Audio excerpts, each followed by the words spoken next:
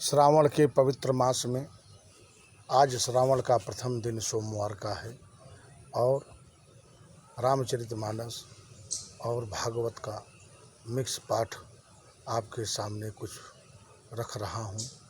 ध्यान से सुने, समझें और मनन करें। व्यक्ति से आदमी की पहचान नहीं होती, व्यक्ति से आदमी की पहचान नहीं होती, व्यक्तित्व से आदमी की पहचान होती है। अरे हनुमान सम नहीं बड़ भागी, और नहीं को राम चरण अनुरागी। राम के लिए हनुमान से बड़ भागी कोई नहीं है, और हनुमान के लिए जो प्रभु राम हैं उनके लिए उनसे बड़ा, हनुमान से बड़ा प्रभु राम के लिए कोई सेवार्थी नहीं है। रामचरितमानस में अबाउट प्रमुख 32 पात्र जाने जाते हैं। मेन पात्र 32 हैं जो जाने जाते हैं। व्यक्ति से चरित्र का निर्माण होता है, व्यक्तित्व से चरित्र का निर्माण होता है। जिसका चिंतन मन में जैसा होगा, जिसका चिंतन मन में जैसा होगा वह मनुष्य इसी जन्म में, लास्ट अवस्था में उसके मन की गति जो रहेगी वह उसी प्रकार की जन्म योनि में जाएगा। जो मन में जैसा विचार करेगा वह उसका जन्म उसी योनि में होने वाला है। मन की गति, मन के चिंतन, अंतःकरण में जो चिंतन लास्ट समय मनुष्य करता है वही जन्म उस योनि में पाता है। जिसका चिंतन जैसा है उसका जन्म वैसा है। प्राकृतिक आँखों से यह मनुष्य प्राकृतिक आँखों से मनुष्य को देख सकता है, लेकिन इन प्राकृतिक आँखों से यह मनुष्य भगवान को नहीं देख सकता। क्यों? कि भगवान एक दिव्य शक्ति है, और दिव्य शक्ति के लिए इन प्राकृतिक आँखों से दिव्य शक्ति को नहीं देखा जा सकता है। अगर दिव्य शक्ति को देखा जा सकता है तो केवल योग और भक्ति, योग और भक्ति, जब आपका योग जागेगा, जब आपका भक्ति जागेगा, तब आप भगवान को देख सकते हैं। यह तो जाना जा सकता, लेकिन दिव्यता और भगवान दिखाई नहीं देगा। भगवान रियलाइज करेगा, मन में अनुभव होगा, मन में एहसास होगा। भगवान अनुभव में जाना जा सकता है, लेकिन भगवान देखा नहीं जा सकता। भगवान को दिव्यता पसंद है, भगवान दिव्यता की प्रतिमूर्ति है। भगवान को अनुभव में जाना जा सकता है। जैसे निराकार ब्रह्म को, साकार और निराकार दो ब्रह्म हैं। निराकार ब्रह्म जो है आकार में नहीं है, उसका कोई रूप रंग नहीं है, वो दिखाई नहीं देगा। साकार ब्रह्म का रूप होता है, जो रूप में प्रदर्शित हो वह साकार ब्रह्म होता है।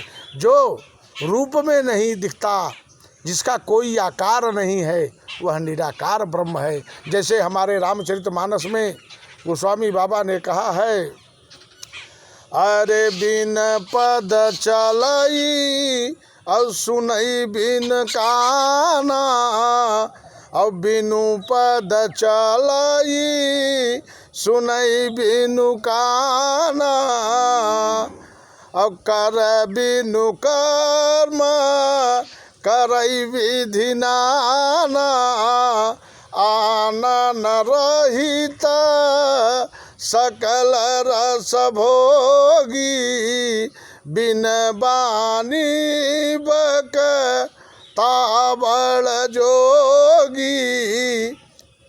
भगवान एहसास की चीज़ है, अनुभव की चीज़ है। भगवान का न कोई पैर है, न कोई चलने की गति है, न कोई सुनने की विधि है, न सुनने का कोई कारण है, न कोई कर्म है, न कोई हाथ है। हाथ नहीं है फिर भी कर्म भगवान करता है, पैर नहीं है फिर भी भगवान चलता है, कान नहीं है फिर भी भगवान सुनता है, और रसना नहीं है फिर भी भगवान रस का स्वाद लेता है, रस आच्छादित करता रहता है, रस का स्वाद लेता रहता है बिना रसना के। यह भगवान का एक गुणदायिनी शक्ति है, और इस गुणदायिनी शक्ति के नाते वह हमारा बड़भागी बना हुआ है और हमारी हमेशा रक्षा करता रहता है। हम यह नहीं जानते कि संसार में सुख है, हमें नहीं जानते हैं कि संसार में सुख है, लेकिन चिंतन बार बार करने से, बार बार मन में चिंतन करने से कि इस संसार में सुख है, तो मेरे मन का अटैचमेंट इस संसार के सुख से जुड़ जाता है बार बार चिंतन करने से। लेकिन संसार में सुख नहीं है, लेकिन मेरा मन यह मानता नहीं कभी, मेरा मन संसार से जुड़ जाता है और संसार के सुख से जुड़ जाता है कि संसार में सुख है। ऐसा मेरे मन का अटैचमेंट इस संसार में हो जाता है, लगाव हो जाता है। अगर संसार में सुख है, भगवान में सुख है, भगवान में संसार की कामना करोगे सुख नहीं मिलेगा, कामना बनाते चलोगे भगवान में तो आपको परम आनंद मिलेगा।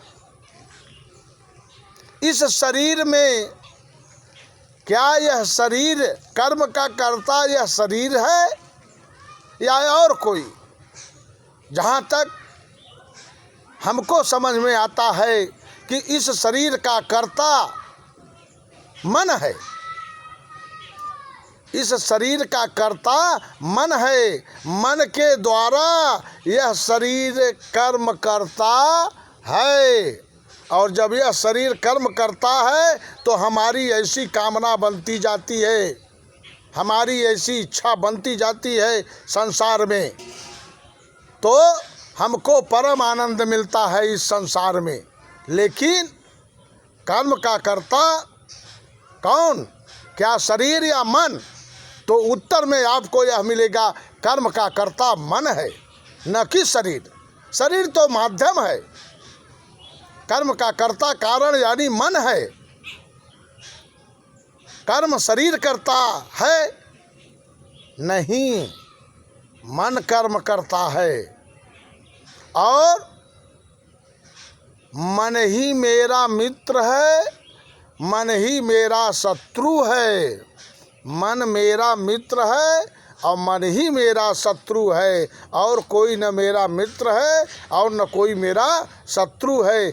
मेरे इस शरीर का मित्र मन है, मेरे इस शरीर का शत्रु मन है, न कि शरीर। अरे मन कर विषय न लबन जरही, अरे मन कर विषय न लबन जरही, अहो जी सुखी जाऊ यही सर परही, अरे अति खलते विषयी बन कागा, यही सर निकट न जाई भागा। अब लास्ट पद आपके सामने यह सुना रहे हैं कि इस शरीर का पोषक तत्व कौन है, इस शरीर का पोषक तत्व कौन है। तो जैसे हम जानते हैं या जाना जाता है कि इस शरीर का पोषक तत्व भोजन है, उसी प्रकार इस हमारे इस मन का पोषक तत्व क्या है, हमारे मन का पोषक तत्व क्या है। तो हमारे मन का पोषक तत्व भजन, कीर्तन, स्मरण और कथा श्रवण, इससे यह मेरे मन का पोषक तत्व है, भरपूर पोषक तत्व है।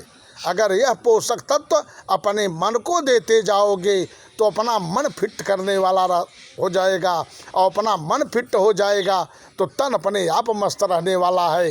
तन आपका कितना भी मस्त हो जाए, अगर मन आपका छिन्न है, खिन्न है, तो आपके ऊपर जो है तेज की कमी दिखना चालू हो जाएगी, आपका मुख मलिन हो जाएगा। अरे मुख मलिन तनु सुंदर कैसे, अरे मुख मलिन तनु सुंदर कैसे, बिसरस भरा कनक घट जैसे। बोलो श्यावर रामचंद्र की जय, उमापति महादेव की जय।